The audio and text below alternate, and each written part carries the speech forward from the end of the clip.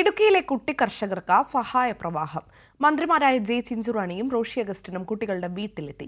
5 പശുക്കളെ നൽകുമെന്ന് മന്ത്രി ജെ ചിഞ്ചുറാണി പറഞ്ഞു.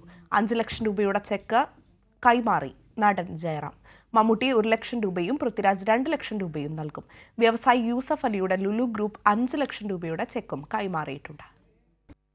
2021 സംസ്ഥാന സർക്കാരിൻ്റെ മികച്ച കുട്ടി ക്ഷീരകർഷകർക്കുള്ള അവാർഡ് ലഭിച്ച മാത്യുവും സഹോദരൻ ജോർജും ചേർന്ന് വളർത്തുന്ന 13 പശുക്കളാണ് ചത്തുവീണത്.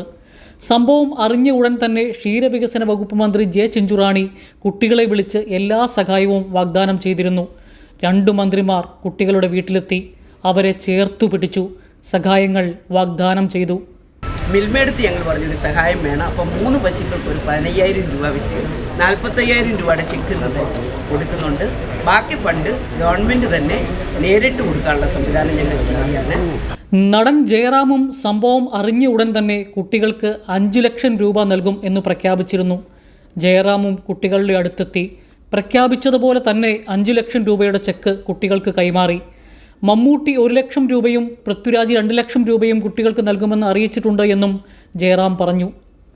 ഏകദേശം 5 ലക്ഷം രൂപ നമുക്ക് മാറ്റി വയ്ക്കാൻ പറ്റും.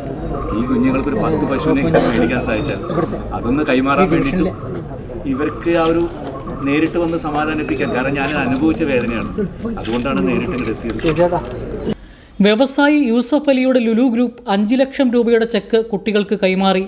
CPIM ഇടുക്കി ജില്ലാ കമ്മിറ്റിയും കേരള കർഷക സംഘം ഇടുക്കി ജില്ലാ കമ്മിറ്റിയും ഓരോ പശുക്കളെ വീതം കുട്ടികൾക്ക് വാങ്ങി നൽകുമെന്ന് അറിയിച്ചിട്ടുണ്ട്. സ്ഥലം MLA PJ ജോസഫ് ഒരു പശുവിനെ വീട്ടിലെത്തിച്ചു നൽകി. ഇതുകൂടാതെ നിരവധി പേരുടെ സഹായഹസ്തങ്ങളാണ് കുട്ടികൾക്കു നേരെ നീളുന്നത്. കൈരളി ന്യൂസ്, ഇടുക്കി.